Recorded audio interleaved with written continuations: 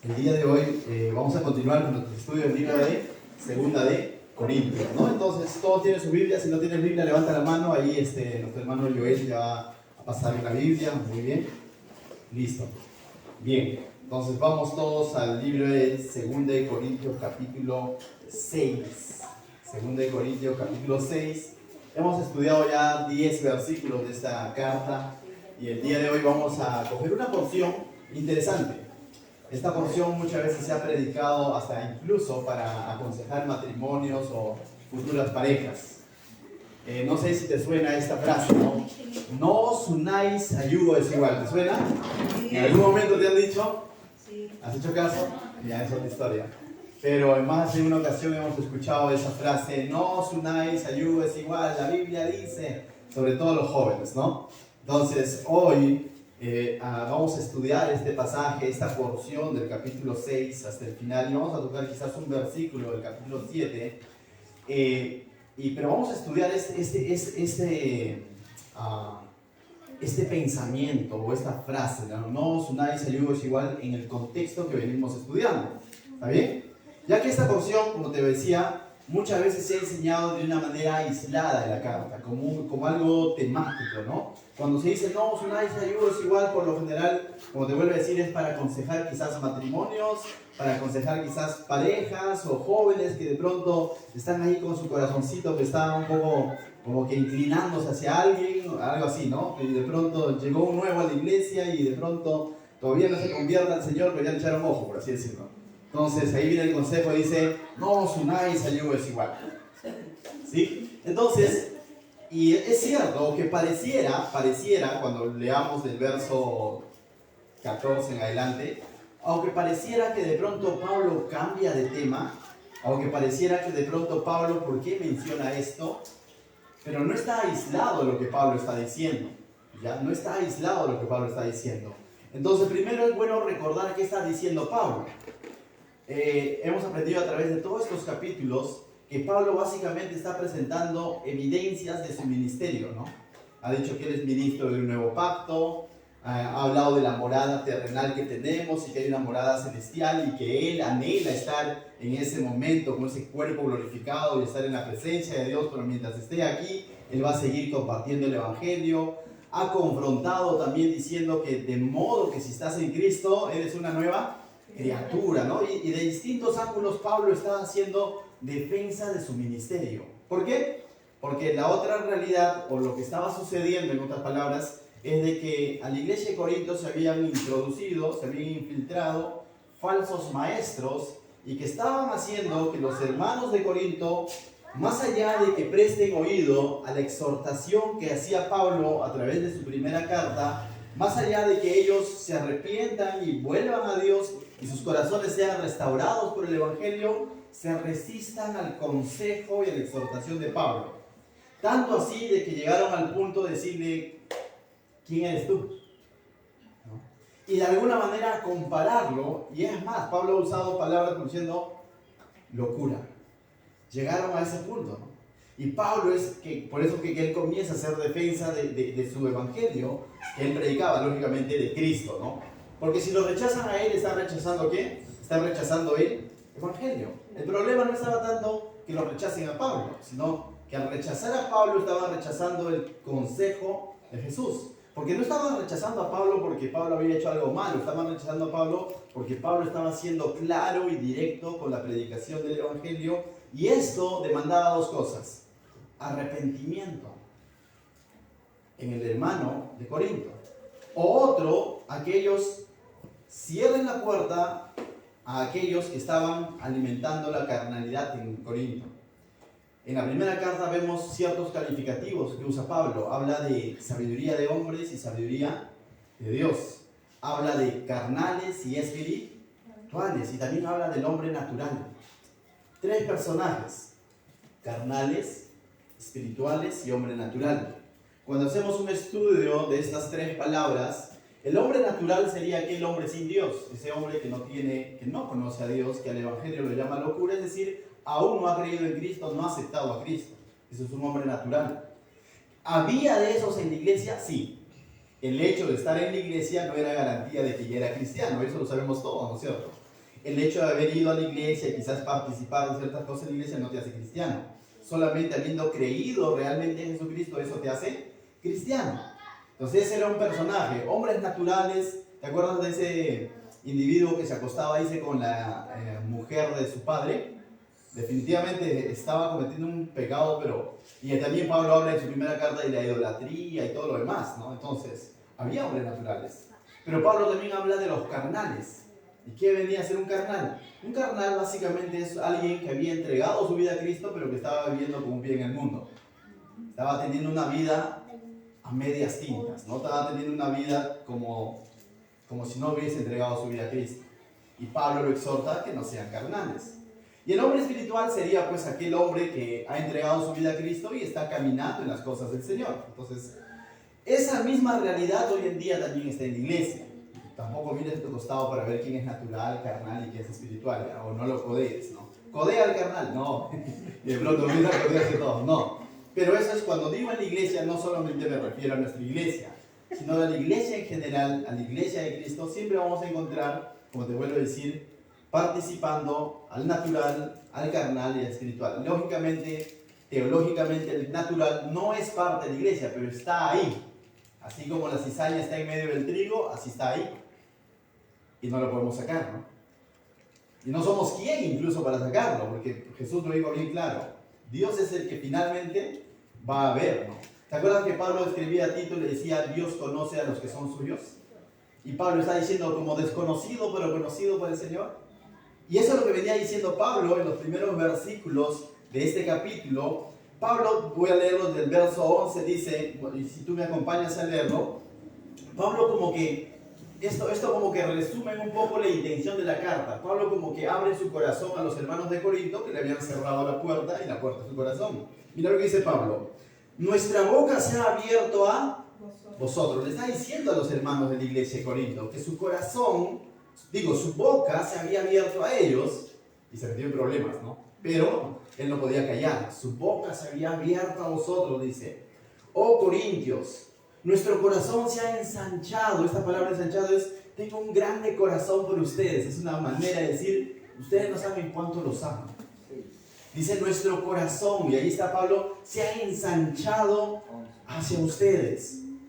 No estáis estrechos en nosotros, dice. Pero si sois estrechos en vuestro propio corazón, entonces dice, pero ustedes están cerrando. Y eso es lo que estaba pasando con los hermanos de Corinto. Pablo estaba abierto a reanudar esa relación con la iglesia. Porque de alguna manera había habido un quiebre ahí, ¿no? En su viaje inesperado que él tuvo. Y Pablo le está diciendo, yo tengo el corazón abierto. Capítulos atrás ya había dicho que él incluso ya había perdonado a un personaje que lo había ofendido y le pedía a la iglesia que la iglesia también lo perdone, ¿se acuerdan? Y ahora está diciendo, mi corazón se ha ensanchado, oh Corintios, nuestro corazón se ha ensanchado, en el verso 12, no estáis estrechos en nosotros, no nos cierren sus corazones, pero si sois estrechos en vuestro propio corazón, dice el verso 13, pues para corresponder del mismo modo, como a hijos les hablo, dice. Ahora dice Pablo, les estoy hablando como a, ¿como qué? Como a hijos. Si es que ustedes abren su corazón, les dice, yo les hablo como a hijos. Y continúa diciendo, ensanchaos también vosotros, abran su corazón. Entonces, de alguna manera Pablo le está, no sé si suplicando, pero les está exhortando, animando a que ya no estén con ese corazón duro, sino que abran su corazón. Y él está diciendo, yo los amo, mi corazón está abierto por ustedes y les hablo como a hijos, como un padre, ¿no? Como un padre que ama a su hijo. ¿Y qué padre de pronto deja de amar a su hijo que el hijo esté enojado con el padre? Yo creo que ninguno, ¿no? O naturalmente no vemos eso, ¿no? Como mi hijo está enojado conmigo, entonces ya no lo amo. No, ni nuestro Padre por excelencia, que es Dios, hace eso con nosotros. ¿En algún momento te has resentido con Dios? No digo que eso esté bien, pero en algún momento ha sucedido quizás en nuestra vida. Nos hemos resentido quizás por diversas cosas, no que Dios haya actuado injustamente, sino que nosotros no hayamos comprendido lo que Dios estaba haciendo y en nuestra inmadurez, en nuestra corta visión, quizás nos hemos ofendido con Dios pero no significa que por eso Dios nos ha desechado. Él nos ha seguido amando. Y una evidencia de eso es que ahora tú estás acá. A pesar de que en algún momento te habías resentido con Dios, Él no dejó de amarte. Ese mismo principio, ese mismo ejemplo tiene Pablo para los hermanos de Corinto, que lo estaban menospreciando, que lo estaban calumniando, que lo estaban comparando con los falsos apóstoles y comparándolo para mal, como diciendo, estos falsos apóstoles sí realmente tienen éxito en su ministerio, pero Pablo, ¿quién es Pablo? Y estaban menospreciando a Pablo, y Pablo hace todo lo posible desde el punto de vista cristiano, hace uso de las herramientas espirituales, de las herramientas de justicia, para llegar y calar en el corazón de los hermanos de Corinto y decirles, mi corazón está abierto por ustedes. Primer ejemplo, primera aplicación que podemos sacar de estos 3 versículos es de que aún los cristianos fallan, punto número 1. Y en algún momento te van a fallar. Intencional o no intencional. Pero sabes, así como Dios nunca te cerró su corazón cuando tú de pronto actuaste mal o pensaste mal de Dios mismo, de esa misma manera nosotros también no debemos de cerrar nuestros corazones al prójimo. ¿Sabes por qué? Porque los cristianos también fallan. Los cristianos también cometen errores. Pero debemos estar siempre prestos, así como Pablo. Pablo tenía razones humanas, lo digo. Tenía razones humanas como para decir, ni más voy a Corinto. Sí. Es más, si Pablo hubiese actuado así, créeme, no se hubiese escrito esta carta. Pero él escribe esta carta y abre su corazón a los hermanos de Corinto y les dice, les amo. Mi corazón está abierto por ustedes. Como padre a hijo les hablo. Entonces esto habla, y toda la carta prácticamente trata de eso, ¿no? De cómo es que Pablo, definitivamente es Dios a través de Pablo, porque, vuelvo a repetir, no es Pablo en sí, es Dios que no ha desechado a Corinto. No es Pablo, es Dios que no ha desechado a Corinto, y por eso que le da esa templanza, le da ese amor, esa paciencia a Pablo. Porque él en sus fuerzas hubiese volado orejas o cabezas. Amén. Entonces, de la misma manera, cuando alguien en algún momento te ha hecho un desplante, ha hablado mal de ti, ha menospreciado el bien que tú le has hecho, qué sé yo, recuerda, en tus fuerzas no vas a poder perdonarlo, en tus fuerzas no vas a poder retomar esa relación, pero con Dios va a ser posible. Pero si tú te aferras a Dios, Dios, así como va a trabajar en el corazón de la otra persona, también va a trabajar en tu corazón. Pero no esperes que solamente trabaje en el otro. Si él viene a pedirme perdón, entonces yo le perdonaré. A veces decimos así. ¿Sí, no? ¿Pablo habrá dicho eso? No. ¿Los hermanos de Corinto de pronto habrán enviado una carta a Pablo diciendo, Pablo, perdónanos? No. Pero sin embargo, Pablo les está diciendo, mi corazón está ensanchado por ustedes. Y si tú de pronto lees el versículo 2 del capítulo 7, pareciera que continúa. Entonces todo lo que está en medio pareciera que está fuera de lugar. Porque después de esto, ¿qué dice? Verso 14, vamos a leerlo. Después de que Pablo les está diciendo, yo he ensanchado mi corazón por ustedes, les hablo como padre a hijos, lee el verso 14. ¿Qué dice? No os andáis en yugo desigual. Ahí nada más. Pero mejor, ¿qué tal si lees el versículo 2 del capítulo 7? ¿Qué dice? ¿Estamos? Admitirnos, a nadie hemos agraviado, a nadie hemos corrompido, a nadie hemos engañado. ¿Te acuerdas que está diciendo mi corazón está ensanchado por ustedes? Y ahora está diciendo, admítanos, acéptennos porque no hemos hecho daño a nadie. Pareciera, ¿cuál encaja más en la lectura? El verso 2 del capítulo 7, porque Pablo está hablando primero diciendo, mi corazón está abierto hacia ustedes, yo los amo, he abierto mi boca para con ustedes, los estoy hablando como padres a hijos, y en el verso 2 del capítulo 7 dice, admítanos, porque a nadie le hemos hecho daño. Y pareciera que yo te digo, ¿no? Si de pronto desaparecemos los versículos del 14 al 18 de la última parte del capítulo 6, no pasaría nada, porque como que la carta continúa normal, porque Pablo está hablando de esa reconciliación que debe haber con ellos. Pero de pronto, tanto así, te digo todo esto, porque tanto así que hay ciertos comentaristas que pensaban que esto se había agregado. Pero también hay un gran sector, hay una buena postura donde dice, no, esto tiene que ver con lo que Pablo está diciendo. Y vamos a leerlo entonces, ¿por qué es que de pronto Pablo está diciendo todo esto? Mira lo que dice al verso 14. ¿Qué les dice Pablo? No os unáis en yugo desigual con los incrédulos. Dice que ¿qué compañerismo tiene la justicia con la injusticia? ¿Y con qué comunión la luz con las tinieblas? ¿Por qué de pronto Pablo le dice esto a los hermanos de Corinto? Y de pronto, como tantas veces se ha predicado para matrimonios, le dice y ahora comenzó a hablar de matrimonios. Es que Pablo no está hablando de matrimonios. Recordemos un poco. Se han infiltrado a la iglesia falsos maestros, y esos falsos, y no solo falsos maestros, también dentro de la iglesia hay falsos cristianos, es decir, hay incrédulos también dentro de la iglesia. No es que sean parte de la iglesia, pero están participando con los que son de la iglesia. Y Pablo por un lado les dice, hey, abran su corazón, y yo tengo mi corazón abierto por ustedes, pero ellos, veamos por otro lado, ellos están prestando oídos a esos falsos maestros, ellos se están dejando llevar por los incrédulos, por cómo es que los incrédulos viven y están reaccionando incluso como incrédulos, como carnales, en otras palabras. Y en ese sentido es que Pablo les dice, como parte de su exhortación al decirles, hey, no nos desechen, porque más adelante va a decir, admítanos, pero al mismo tiempo le está diciendo, chicos, hermanos de Corinto, no se unan a yugo desigual.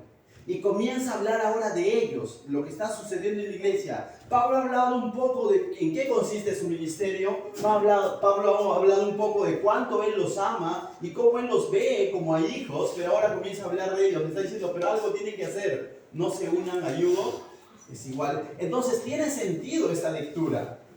Tiene sentido esta lectura cuando dice, no os unáis a yugo desigual. ¿Y qué es un yugo? Los que quizás de alguna manera tienen padres o abuelos que de pronto han cultivado la tierra o son de la sierra, van a entender un poco esto. O quizás también por estudios podemos saberlo.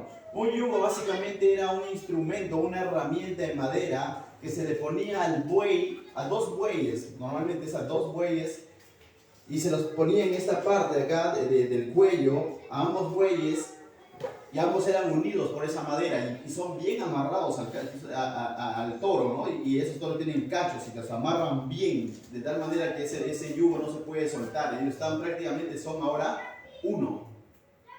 Son una sola, por así decirlo, herramienta, no sé si el término aplica, pero una herramienta de trabajo, ¿para qué? Para arar la tierra, porque unido a ese yugo que une a estos dos toros, va el arado, el famoso arado, que es un palo vertical y donde ese arado tiene una punta que se va a plantar en la tierra y los dos bueyes lo que van a hacer es jalar ese arado. Entonces, Pablo no se está inventando nada acá. Y en Deuteronomio, cuando Dios daba instrucciones también a su pueblo, dijo de que no pongas a un buey y un asno el mismo yugo, en el sentido, no pongas el yugo desigual porque uno de ellos va a terminar dañado.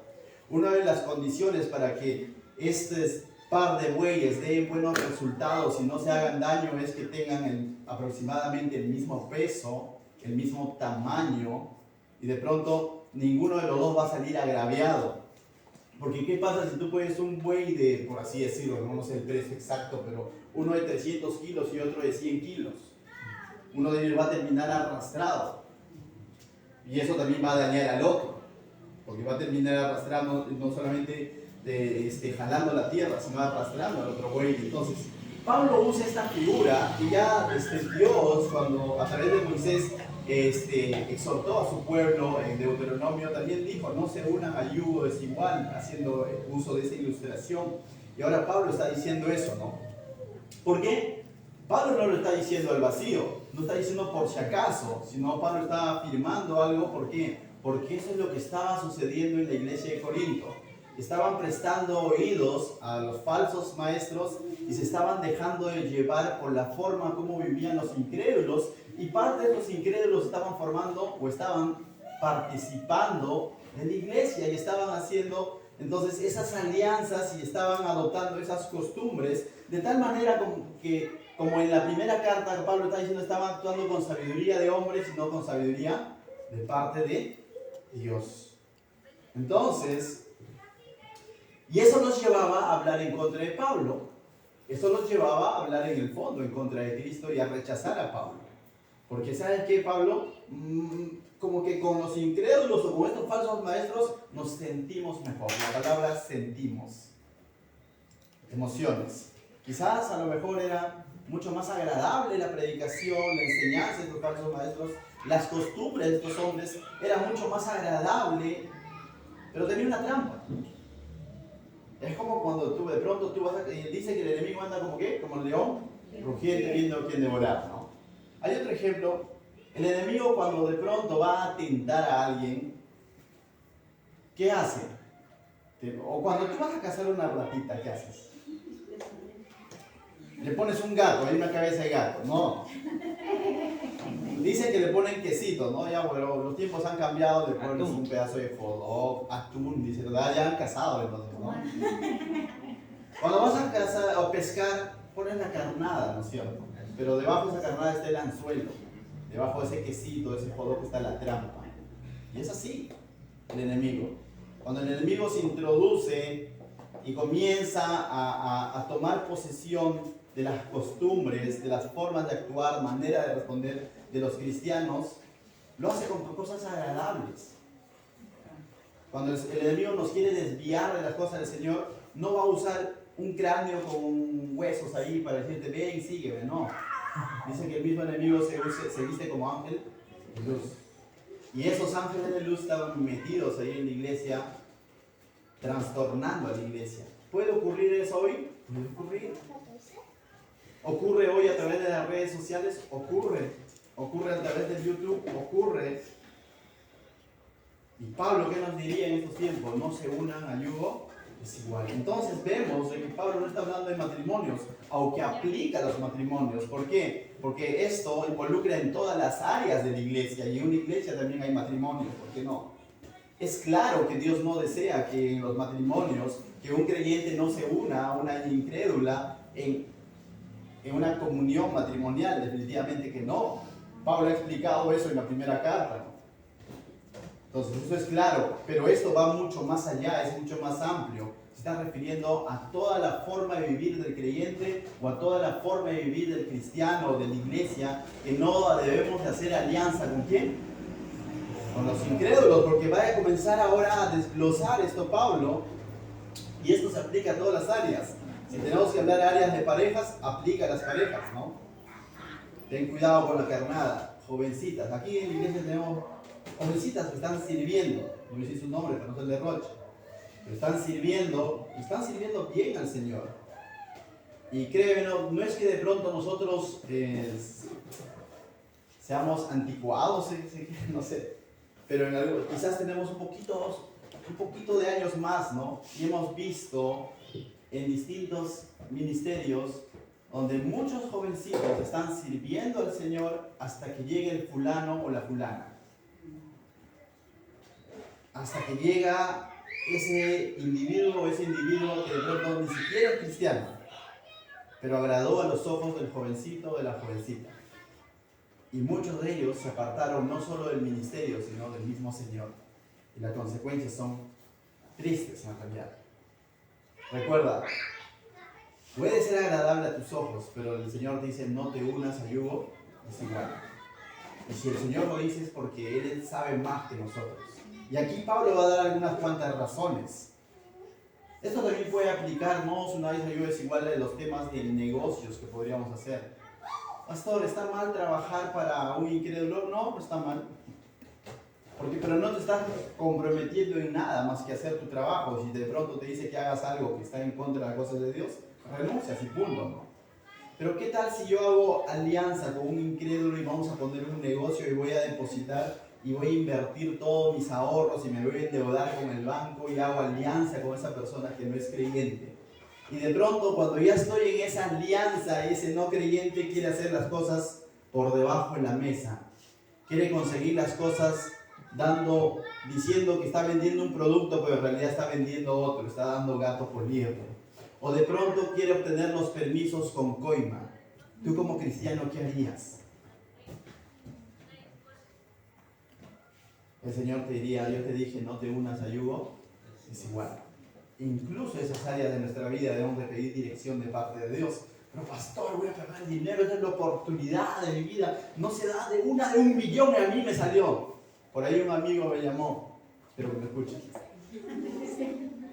La chamba ha bajado, me dice, pero están ofreciendo ser administrador de un tragamonedas. ¿Qué crees? ¿Está bien o está mal? Estaba esperando que le diga, no está tan mal, anda bien. Esa era su respuesta, ¿no? Entonces, está esperando el empujoncito. Y justamente el consejo fue este. La Biblia dice, no te unas a yugo, es igual. Pero no sabes cuánto voy a ganar, pero también recuerda cuánto vas a perder. No solamente veas cuánto vas a ganar, sino cuánto vas a perder. Y eso que tú vas a perder por no hacer alianza con esa persona, ¿lo sabes qué? Cristo te va a dar, quizás no más en lo material, pero te va a dar paz a tu corazón. ¿Amén? Entonces, eso como aplicación, pero vayamos. ¿Por qué es de pronto que Pablo les dice esto? Pablo les dice lo siguiente, ¿no? Primero, porque tenemos una naturaleza distinta, y eso es lo que Pablo básicamente va a hacer con esas preguntas que él hace ahí. Dios no nos dice, no te unas a yugo es igual y no te explico más, sino Pablo lo va a explicar de parte de Dios. Y yo te he resumido en algo. Primera razón por la cual Dios nos dice, no te unas a yugo es igual, o le decía también a la iglesia de Corinto y te lo dice esta noche, primero, porque tú y el incrédulo tienen naturalezas distintas. Ya versos atrás o capítulo atrás, Pablo dijo que eres nueva criatura y el otro no es nueva criatura. Tú tienes el Espíritu de Dios, el otro no lo tiene. El otro actúa con sabiduría de hombres, tú vas a actuar con sabiduría de parte de Dios. No eres de la misma naturaleza. Dice que soy androide, no. Eres una nueva criatura, eres un hijo de Dios y el otro todavía sigue siendo hijo de ¿qué? Del diablo. Suena duro, pero esa es la realidad. Solo hay 2 familias en esta tierra. Bien, entonces primera razón está ahí mismo. Y Pablo dice, ¿qué compañerismo tiene la justicia con la injusticia? Las cosas del Señor son justas, las cosas del mundo son injustas, son corruptibles. Está lleno de corrupción. Entonces no puedes pretender que tu socio en los negocios piense como tú, actúe bajo tus principios, porque va a ser difícil, porque no es su naturaleza. Cuando se trata de una alianza matrimonial, no puedes de pronto que tu pareja sea varón o mujer. Si eres mujer, varón, y si eres varón, mujer, lo claro, ¿no? Porque no es decir, pues te da a favor de ideología, no puedes pretender de pronto que actúe y que ame a Dios y sirva a Dios y encamine a tus hijos como tú. Porque mientras tú dirás, vamos a la iglesia a servir al Señor, y Él dirá, vamos a la pollada o vamos a la fiesta. Y no una sola vez, sino su naturaleza es siempre. Así como tu naturaleza es querer congregarte continuamente, su naturaleza es querer pachanguear continuamente, ¿o no? ¿Y vas a poder cambiar eso? No. Pero pastor, yo he visto testimonios de personas que llegó él incrédula y sí, ciertamente él se alejó un poquito, pero después la ganó para Cristo, podemos decir. Ha habido casos, es cierto, yo conozco la vida de un pastor, no voy a decir su vida, ¿no? La muchacha era cristiana, él no era cristiano. La muchacha, cuando ahora da su testimonio, es una señora ya, ¿no? Hermana, no dice, sí hice bien en enamorarme de él. Ciertamente dice, estuve hablando mal y no lo recomienda. Ciertamente Dios en su misericordia tocó la vida de esta persona que no era cristiana, entregó su vida al Señor y ahora es pastor de una iglesia y ambos sirven al Señor y consta. Puede ocurrir, así como hay personas que se han tirado de un avión o de un helicóptero sin paracaídas y todavía están vivos. Pero por eso no te vas a tirar del helicóptero, ¿no es cierto? La excepción no hace la regla. Porque sucedió, como también hay muchos que se han tirado sin paracaídas y han muerto. Entonces, ¿te vas a jugar? No, pues. No podemos de pronto decir, pero yo conozco un caso. No. Lo que el Señor te dice sí es seguro. No os unáis a yugo, es igual. ¿Amén? Bien, entonces cuando dice, ¿qué compañerismo tiene la justicia con la injusticia? Es como decir, ¿qué compañerismo tiene el policía activo con el delincuente activo? Podrían tener un compañerismo y de pronto el policía le encuentra a ese sicario que de pronto ha matado y le dice, hola, chócatela, no te le voy a arrestar. No. Porque uno representa la justicia, ¿no? El otro representa a la injusticia. Y si se encuentra y el otro está pedido, ¿qué le va a decir? Oye, no, tú eres mi amigo. No, ya deshonró a las fuerzas a la que representa, ¿no? A las fuerzas policiales. O bien el otro dejó de ser delincuente, pero no puede ser que ambos convivan en una comunión. Entonces es algo claro, no son de la misma naturaleza, no tienen el mismo propósito, sino por lo contrario, son contrarios. Entonces dice, ¿qué comunión tiene la luz con las tinieblas? Donde hay tinieblas no hay luz. Justamente tinieblas es ausencia de luz. Y donde hay luz no hay tinieblas. Y eso lo vemos desde la creación, ¿no? Dice, separó la luz de las tinieblas. El mundo está lleno de tinieblas, pero la luz de Cristo vino. Y las tinieblas no pudo prevalecer contra Él. Y ese Cristo está ahora en tu vida. Y es por eso que Pablo en el libro de Efesios capítulo 5 dice que somos hijos de luz. Y básicamente dice lo siguiente en el verso 8 de Efesios 5, dice, porque en otro tiempo erais tinieblas, éramos en otro tiempo pasado, éramos tinieblas, mas ahora sois luz en el Señor, andad como hijos de luz, dice. Y es así como debe de andar el cristiano, es así como debe de andar la iglesia, como hijos de luz. Y no de pronto, por eso que Pablo dice, ¿qué comunión tiene la luz con las tinieblas? Mismo Pedro en su primera carta, capítulo 2, verso 9, estamos estudiando Pedro los sábados, dice, mas vosotros sois linaje escogido, real sacerdocio, nación santa, pueblo adquirido por Dios, para que anunciáis las virtudes de aquel que os llamó de las tinieblas a la luz. Ahí hay un cambio, hemos salido de las tinieblas y ahora estamos en la luz y tenemos que anunciar la luz a este mundo que sigue en tinieblas. Pero ¿qué sucedía en la iglesia de Corinto? Estaban codeándose con el incrédulo.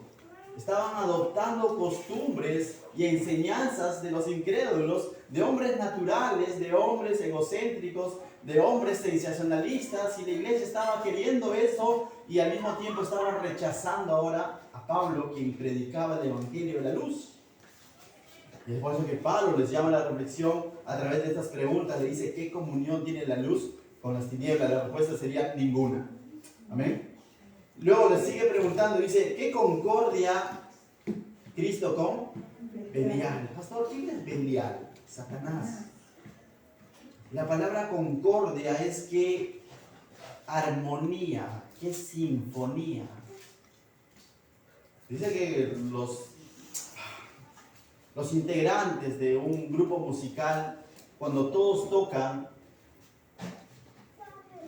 lo que tengan que tocar, las notas que tengan que tocar, los acordes que tienen que tocar, va a sonar en armonía, porque cada quien está cumpliendo su función para un mismo propósito. ¿Cristo y Satanás tendrán un mismo propósito?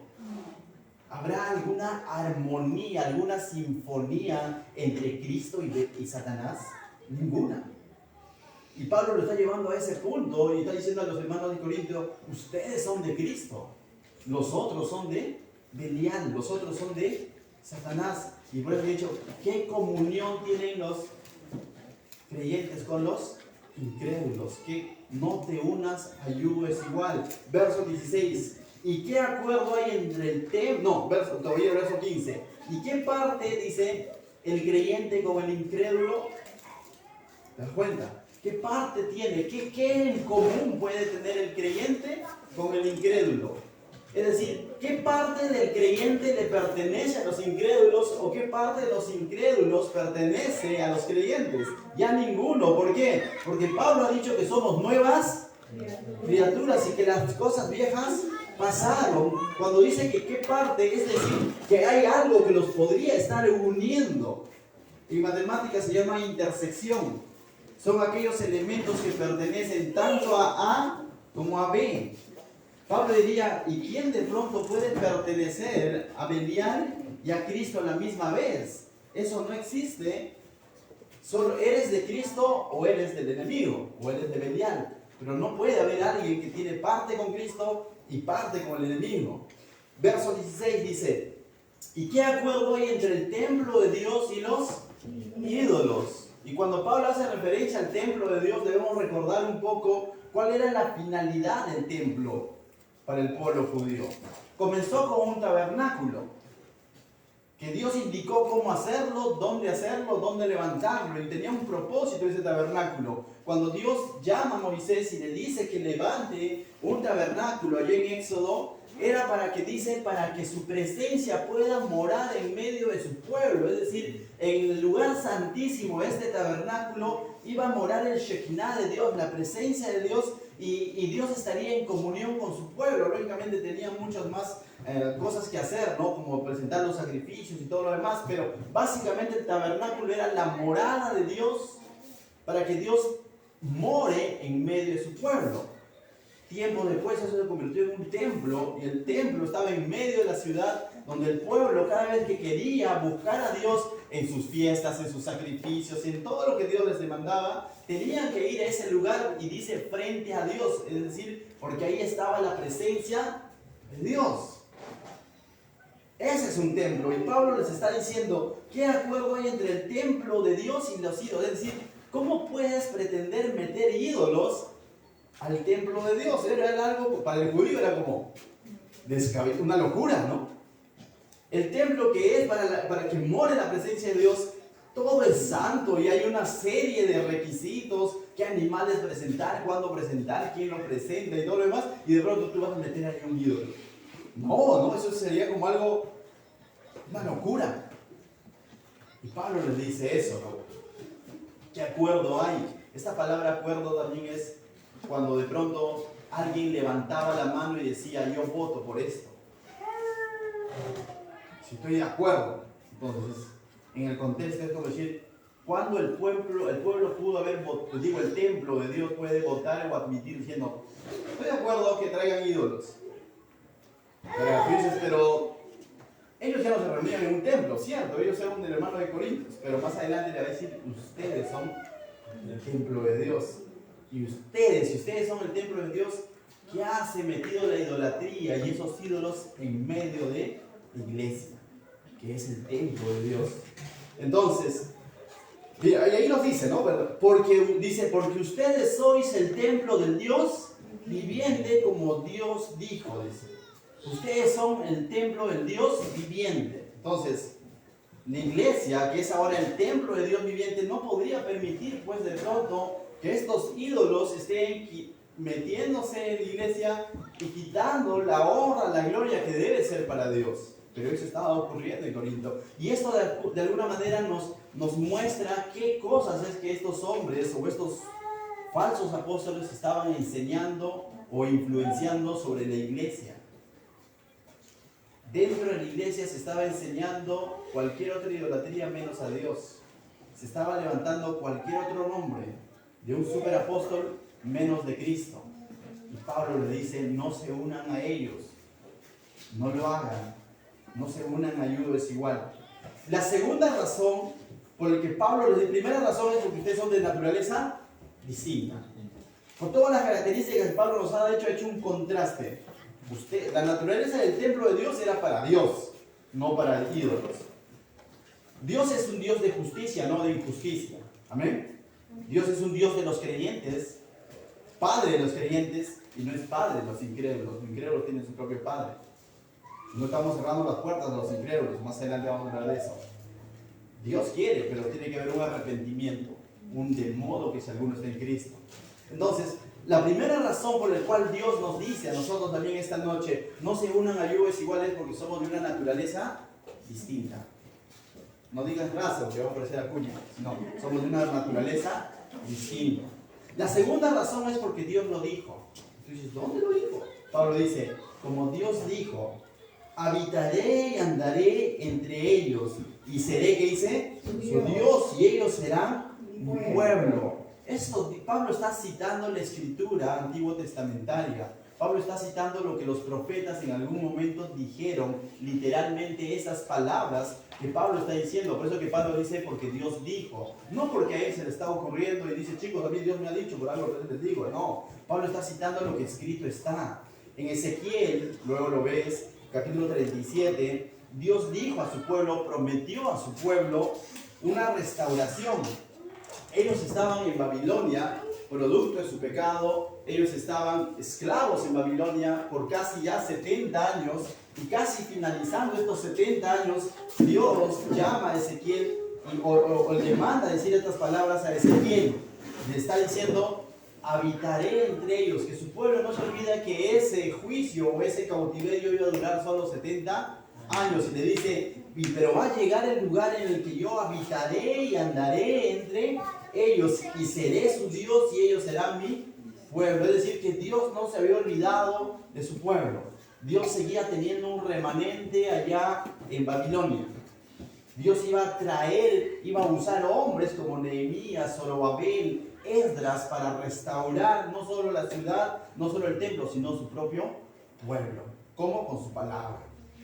Y Dios está diciendo: yo seré su Dios y habitaré en medio de ellos. Y Pablo está diciendo: ¿acaso Dios no había dicho esto a su pueblo? Y ahora lo está aplicando a la iglesia. Está diciendo: ¿acaso Dios no nos ha sacado del cautiverio del pecado y ha dicho que va a habitar entre nosotros y que será nuestro Dios? Y nosotros, aceptando la injusticia, aceptando la incredulidad, uniéndonos al yugo desigual, dejando que Belial reine en medio de la iglesia.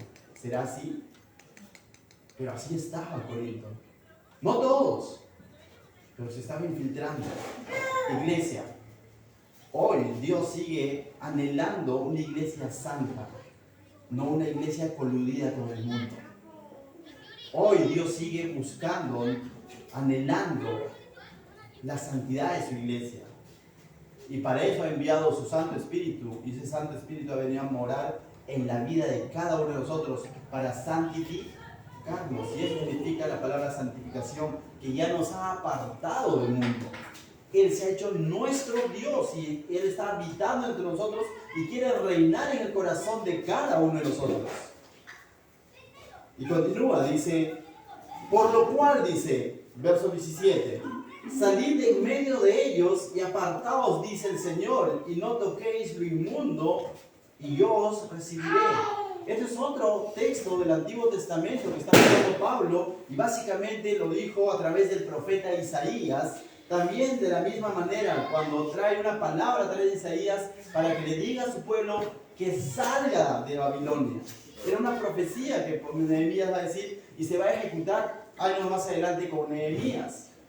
Pero Dios dijo de lo mismo: salid de en medio de ellos, salid de Babilonia y apartaos, dice el Señor, y no toquéis lo inmundo, y os recibí. Ellos podían salir, pero imagínate un judío, 70 años, entre comillas, voy a decir, ya hizo patria en Babilonia. De pronto ya tiene su negocio establecido, ¿no? Y las cosas no le están yendo tan mal, que digamos, espiritualmente sí, están mal. Pero quién sabe si económicamente estaba bien. Y decir: Señor, ya, y de pronto viene Nehemías y dice: hey, dice, vamos a volver a reconstruir. El rey nos está dando carta abierta, que vayamos. Le dice: no, un ratito luego. Mi negocio, ¿cómo hago? A veces pasa lo mismo cuando el Señor nos llama a que nos entregamos y le sigamos por completo. No, Señor, pero mira cuánto dinero voy a perder, porque ahora que soy cristiano ya no voy a poder hacer esto que lo otro, y ya no voy a poder vender licor, dice el bodeguero, quizás, o ya no voy a poder. El Señor está diciendo: ven y deja todo, no toquéis nada. Señor, pues tú sabes de qué pie cojeo, pues todavía déjame un tiempo. No. De modo que si alguno está en Cristo, nueva criatura es. Déjalo todo. A lo Pablo. Déjalo todo. El Señor va a proveer. Pero muchas veces, justamente, el creyente vive una vida todavía de incrédulo porque no ha dejado todo atrás. Porque todavía tiene ciertas cositas que quizás el resto no lo nota, pero Dios lo sabe, que no le están impidiendo. Y Dios le dice esta noche: no te unas a Dios igual, deslígate de eso, porque nada bien te hace. Porque por ahí es que el enemigo usa para hacerte retroceder nuevamente. Todos quizás hemos pasado este proceso en algún momento. Yo lo digo de primera mano: en algún momento el hecho de no dejar todo me pasó malas jugadas en mi cristianismo. Solo dejándolo todo atrás y tomando la cruz de Cristo va a haber un cambio de vida. Solo comprendiendo lo que realmente dice 2 Corintios 5:17, comprendiendo a fondo eso, realmente vas a vivir como nueva criatura, no como un hombre bueno que va a la iglesia de cuando en cuando.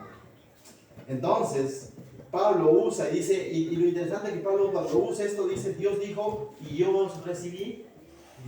No es que Dios nos dice, ¿sabes qué? Sal de esa vida y vente a la nada, no. Dios dice, sal de esa vida y ven a mí. Cuando Dios sacó a su pueblo de Egipto, no los llevó al desierto. Y dices, no, pastor, ¿qué estás diciendo? Tú estás diciendo una herejía, ¿cómo que no? Sí los llevó al desierto. No. En el libro de Éxodo vemos que los trajo en pos de Él. Porque en todo momento Dios estuvo con su pueblo. Estaban en el desierto, pero no los llamó al desierto. Los llamó en pos de Él. Para que ahora vivan gobernados por Él. Y Él mismo se encargó de introducirlos a la tierra prometida. El Señor Jesús, cuando te llamó del mundo, cuando te llamó y eras esclavo del pecado, no te ha llamado a la nada, te ha llamado en pos de Él, y de la mano de Él entraremos al cielo. ¿Amén? ¿O entraremos solos? ¿O estaremos solos? No, Él prometió que iba a estar con nosotros todos los días de nuestra vida, y lo está haciendo a través de su Santo Espíritu. Pero esta noche te dice, pero entonces, ¿por qué tendrías que hacer alianza con Belial? ¿Por qué tendrías que unirte a yugo desigual si yo quiero morar? Porque tú eres mi templo. Y eso le dice a la iglesia, y nos dice también esta noche. No podemos jugar a doble cachete. O sirves a uno o sirves al otro, pero a dos no se puede servir al mismo tiempo. Amén. Finalmente el verso 18, para terminar, dice, la tercera razón que tengo aquí en mis apuntes es la siguiente. Primera razón, porque somos de una naturaleza distinta. Segunda razón, porque Dios lo dijo. Tercera razón, porque Él nos hace miembros de su familia. Ya ser siervos es un privilegio. Amén. David decía, al menos un rinconcito en la casa de Dios. ¿Te acuerdas de esa canción? ¿No? Que está basado en un salmos. No se escuchaba a Danilo, ¿no? Danilo cantaba eso, ¿no? Mejor es un día en la casa de Dios y que 1000 años lejos de Él. Mejor es un rincón en la casa de Dios que el palacio de un rey, ¿no es cierto? Porque el solo hecho de estar con Él ya es un privilegio, es una bendición. El ser llamados sus siervos ya es un privilegio. El ser llamados sus amigos también es un privilegio. Pero ¿sabes? El Señor no lo dejó ahí. Dice que Él se ha hecho nuestro Padre. Mira lo que dice el verso 18. Y seré para vosotros por Padre. Y vosotros me seréis hijos e hijas, dice el Señor Todopoderoso. La tercera razón es que eres su hijo. Y como hijo que eres, Él te quiere solo para Él. No quiere compartirte con el mundo. No quiere compartirte con el incrédulo. Con la forma de vivir en todo caso. Porque por eso no estoy diciendo que ya no tengas amigos incrédulos. Puedes tener compañeros de trabajo y todo eso, pero tu propósito es de que ellos también conozcan a Cristo. No dejarnos influenciar por la forma de vivir de este mundo. Y lo mismo le está diciendo a las iglesias, ustedes son mis hijos. Y somos sus hijos. Eso es claro, dice que a los suyos vino y los suyos no lo recibieron, pero a los que le recibieron les dio potestad de ser hechos hijos de Dios. Ahora yo digo, sabiendo estas tres razones, tanto los hermanos de Corinto y esta noche nosotros, que somos de una naturaleza distinta, que Dios lo dijo y anticipó también a su pueblo y ahora nos dice a nosotros como pueblo, habiéndonos hecho Dios sus hijos y Él para nosotros nuestro Padre, ¿todavía pasará por nuestra cabeza hacer alianza por ahí con el mundo? ¿Todavía podría pasar por nuestro pensamiento? ¿Qué tal si le doy una probadita al mundo? Señorita o jovencito, ¿no? Y me refiero a las señoritas. Tú que ya eres hija de Dios, tú que ya eres pueblo de Dios, tú que eres de una naturaleza distinta, cuando venga ese individuo que no es creyente y te diga y te traiga una rosa que dice te amo y quizás es más galán que cualquier otro cristiano, no es el camino. Y tal vez tú ves en la iglesia y dices, pero no hay acá, pastor. ¿Sabes? Te recuerdo algo. Cuando Dios llamó a su pueblo, tanto de Egipto como de Babilonia, tampoco no había nada a la vista como para decir, dejo Egipto porque allá en el desierto, mira cuánto hay. No, no fue así. Dejo Babilonia porque allá Jerusalén todo está reconstruido. No, estaba en ruinas. Pero Dios tenía preparado algo mucho mejor. De la misma manera, cuando tú le crees al Señor y no miras al mundo, por más que esté guapo, no lo miras, sino que dices, yo le voy a creer al Señor. Y créeme que Él tiene preparado algo mucho mejor. Porque Él es tu Padre. Y como Padre que es, no te va a entregar a cualquiera. Te va a entregar a un hijo. A uno de sus hijos. Amén. Entonces, miren, no hay todavía, pero el Señor tiene algo mejor. Amén. ¿Sí, no, Sofía?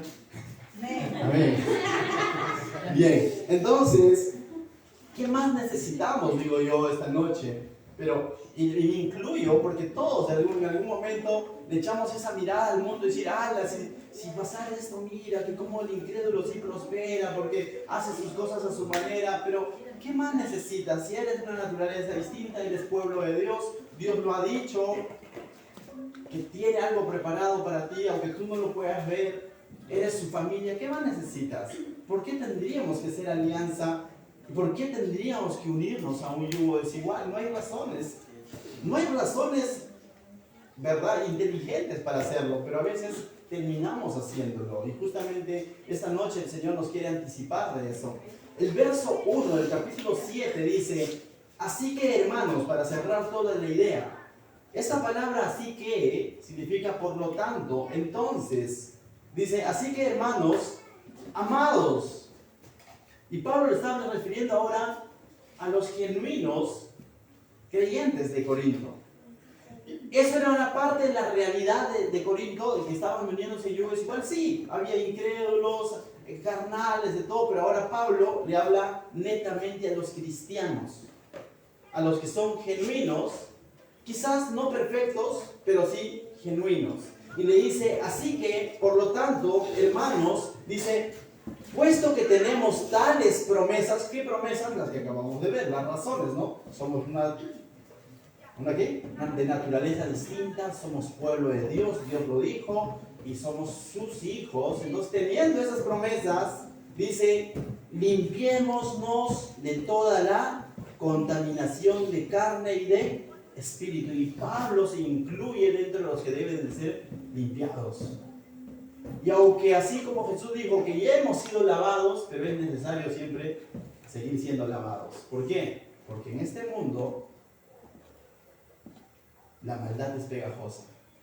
Y Dios ha establecido su palabra para ser continuamente lavados. Hasta Pablo se incluyó en esto. Pobre de aquel que dice, yo no necesito ser lavado. A lo Pedro. ¿Qué le diría el Señor? Bueno, no tendrás parte conmigo allá arriba, ¿no? Porque todos los míos necesitan ser lavados continuamente. El que dice yo no necesito ser lavado está diciendo yo ya no necesito del jabón. O sea, ¿de qué? De nada. Palabra, ahí no. Está diciendo yo no necesito de la palabra.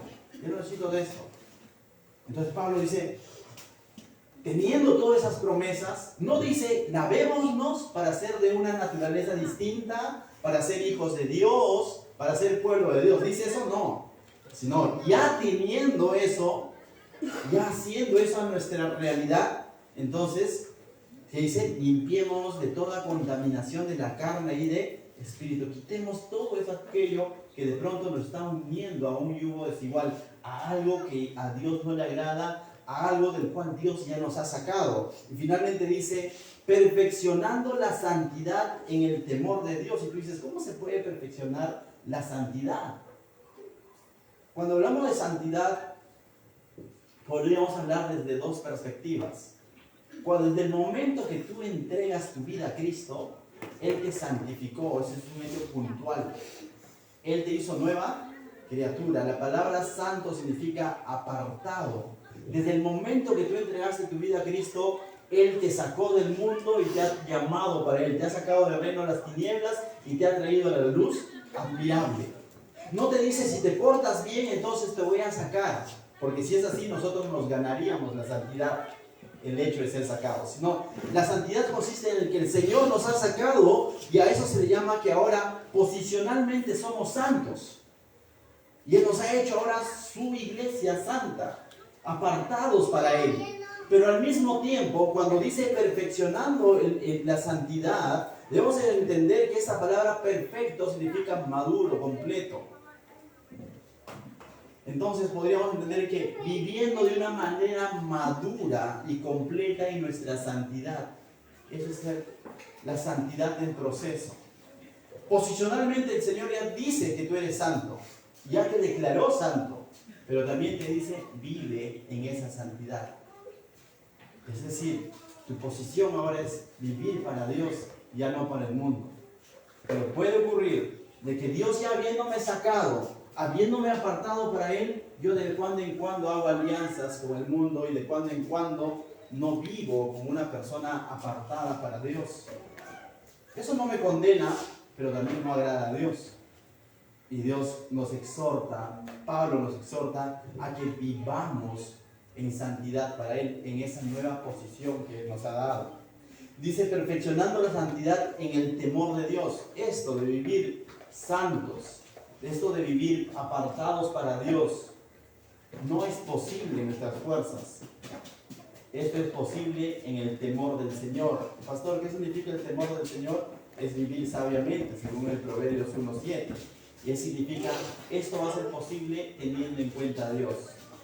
Si yo entregué mi vida a Cristo y digo, Él ya me hizo santo, en mí ya no hay pecado, y no necesito de Cristo porque ya lo hizo. Falso.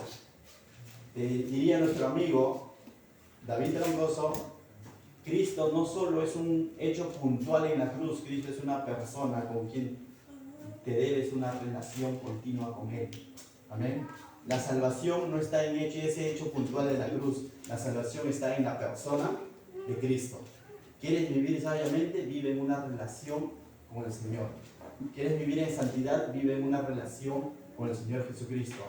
Y cuando vives en una relación con el Señor Jesucristo, de pronto entonces no habrá necesidad de hacer alianzas con yugo desigual.